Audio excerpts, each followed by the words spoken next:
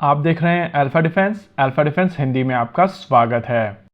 कुछ समय पहले डीआरडीओ और एलएनटी की तरफ से अपने लाइट टैंक जोरावर को मीडिया को दिखाया गया था और अभी आप अपनी स्क्रीन के ऊपर इसी टैंक को देख रहे हैं। लेकिन इंटरेस्टिंग चीज ये है कि कुछ इसी तरीके का एक और टैंक आने वाले कुछ दिनों के अंदर भारत में देखा जा सकता है और इस टैंक के ऊपर काम शुरू हो चुका है। आर्मर्ड व्हीकल निगम लिमिटेड यानी कि AVNL आने वाले समय में इस टैंक को भारत में बनाने वाली है। ये कंपनी एक DPSU है जो पहले ऑर्डिनेंस फैक्ट्री बोर्ड का हिस्सा हुआ करती थी और देश में बनने वाले ज्यादातर टैंक्स, चाहे वो T90 टैंक्स हो या अर्जुन टैंक, इसी कंपनी द्वारा बनाए गए थे। ये लोग BMP-2 भी बनाते हैं और इस समय इम्प्रूव्ड BMP-2 भी इनकी तरफ से बनाई जा रही है। लेकिन जो चीज बहुत बड़े शौक के तौर पर निकल कर आई है वो है ये लाइट टैंक जो अभी आप अपनी स्क्रीन के ऊपर देख रहे हैं। इसका नाम है स्पुरुट SD। ये एक रशियन लाइट टैंक है जिसको आने वाले समय में रोसोबोरॉन एक्सपोर्ट और AVNL मिलकर भारत में बनाने वाले हैं।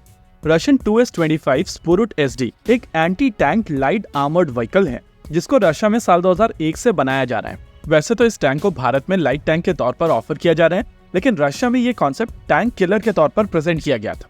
बेसिकली इस टैंक को BMD-3 चासी के ऊपर माउंट किया गया है और इसका टोटल वजन 18 टन का है। इसमें T90 और T72 की तरह 125 मिलीमीटर की एक स्मूथ बोर गन का प्रयोग किया जाता है और ये गन 1 मिनट में 6 से 8 राउंड्स को फायर कर सकती है। यानी कि फायर पावर के हिसाब से ये टैंक काफी केपेबल टैंक है और इस वेट कैटेगरी में ऐसा कोई भी टैंक पूरे विश्व में नहीं है जिसके पास में इस तरीके की फायर पावर। वहीं अगर मोबिलिटी की बात की जाए तो इसमें VV06 2S डीजल इंजन का प्रयोग किया जाता है जो 510 हॉर्स पावर जनरेट कर सकता है। ये 18 टन का टैंक 70 किलोमीटर पर आवर की स्पीड से मूव कर सकता है और लगभग 500 किलोमीटर तक की रेंज देता है। लेकिन मोबिलिटी में जो चीज इसको और ज्यादा बेहतर बनाती है वो इसमें यूज होने वाले 2 वाटर जेट्स हैं। ये पानी के अंदर 8 से 10 किलोमीटर पर आवर की स्पीड से मूव कर सकता है और पानी के अंदर चलते हुए ये फायर भी कर सकता है। लेकिन अगर प्रोटेक्शन की बात की जाए तो एक टैंक के हिसाब से इसका प्रोटेक्शन ना के बराबर है। सामने की ओर लगभग 80 डिग्री तक ये 75 मिलीमीटर तक के राउंड्स को झेल सकता है और साइड्स में 30 मिलीमीटर के राउंड्स के लिए प्रोटेक्शन दी गई। लेकिन टैंक कैटेगरी का एक भी राउंड अगर इसके करीब भी पहुंचता है तो इसके अंदर क्रू नहीं बच सकता है। देखिए, किसी भी टैंक को डिजाइन करते समय ये क्वेश्चंस हमेशा रहते हैं कि आपकी प्रायोरिटीज क्या है। अगर आपकी प्रायोरिटी वेट है तो आपको प्रोटेक्शन, फायर पावर और मोबिलिटी तीनों के साथ में कॉम्प्रोमाइज करना पड़ेगा।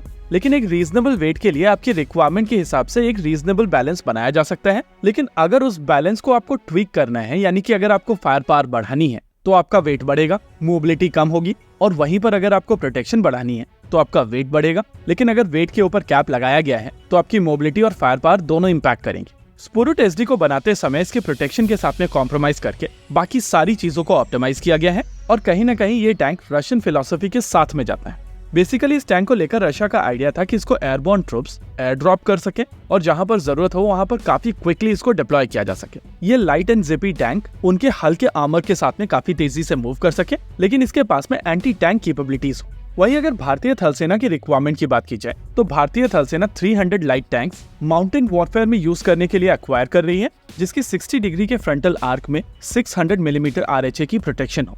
यानी कि स्पुरुट SD के प्रोटेक्शन को बढ़ाने की आवश्यकता होगी, लेकिन मोबिलिटी को मेंटेन करने के लिए उसमें ज्यादा पावरफुल इंजन की भी आवश्यकता होगी। अगर ये चेंजेस किए जा सकेंगे तो इस टैंक के कंसिडर होने के चांसेस हैं, लेकिन इन चेंजेस के साथ में इसके इंटेलेक्चुअल प्रॉपर्टी राइट्स AVNL के पास में होने चाहिए। वैसे जोरावर को बनाते समय भारत सरकार की तरफ से LNT और DRDO को कहा गया था कि आप 59 टैंक्स बनाएंगे, जिसमें से 9 टैंक्स टेस्टिंग के लिए यूज किए जाएंगे और 50 टैंक्स भारतीय थल सेना के साथ में इंडक्ट किए जाएंगे। रिमेनिंग 250 टैंक्स के लिए एक ओपन कंपटीशन होगा जहां पर AVNL रोसोबोरॉन एक्सपोर्ट के साथ में इस टैंक को ऑफर कर सकता है और चांसेस हैं कि बहुत सारे प्राइवेट प्लेयर्स अपने अपने फॉरेन OEM पार्टनर्स के साथ में मिलकर अपने अपने लाइट टैंक्स यहाँ पर ऑफर करें। हम लोग आपको पहले भी बता चुके हैं कि कल्याणी अपना लाइट टैंक ऑफर करने वाले हैं और उनका टैंक इजराइल के साथ में आने वाला है। LNT और महिंद्रा किसके साथ में मिलकर अपने टैंक्स ऑफर करने वाले हैं उसको लेकर अभी आइडिया नहीं है। वहीं अगर टाटा की बात की जाए तो उनका FICV अभी तक निकल कर नहीं आया है, लेकिन आइडिया था कि उसी FICV के बेसिस पर ये लाइट टैंक भारत को ऑफर किया जा सकेगा। ओवरऑल ये देखना काफी इंटरेस्टिंग होगा कि आने वाले समय में AVNL इसको कैसे अप्रोच करता है और इसके रेस्पॉन्स में DRDO और LNT कैसे रिएक्ट करते हैं। इसी के साथ आज के इस वीडियो में रखते हैं केवल इतना ही। वीडियो को अंत तक देखने के लिए धन्यवाद। देखते रहिए अल्फा डिफेंस। जय हिंद।